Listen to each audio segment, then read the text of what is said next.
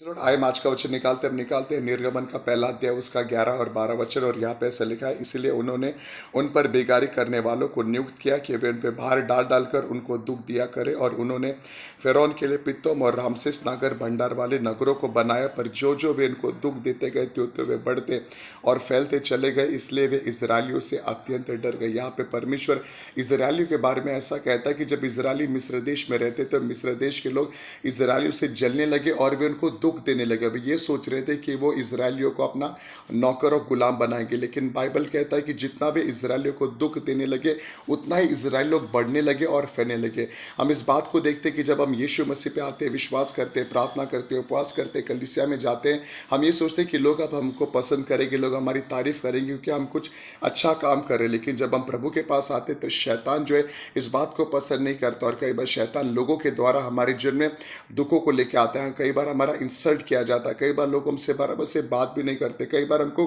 बहुत दुख और कई बार हमको तकलीफ महसूस होता है। लेकिन हमको एक चीज़ को याद रखना है कि कई बार जब हम मसीह में रहकर जो दुखों को सहते हैं, वो दुख जो है हमारे लिए बढ़ोतरी का ही कारण बनता है। जितना हम प्रभु के लिए दुखों को सहेंगे, परमेश्वर उतना ही हमारे जीवन में बढ़ोतरी को भी लेकर आएगा। हम अगर दानियल की पुस्तक में पढ़े, जब शाद्राक, मिशौक और अबेदनगो ने परमेश्वर के लिए उन्होंने जब अपना स्टैंड लिया, जब उनको अग्नि के भट्टे में डाला गया और जब अग्नि के भट्टे में उनका कुछ भी हानि नहीं हुआ, तब राजा ने उनके लेवल्स को और भी बढ़ा दिया।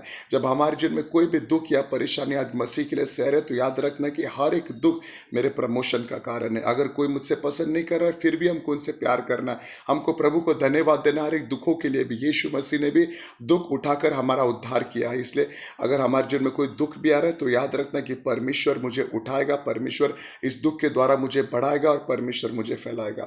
Praise Lord. प्रभु सबको आशीष करे।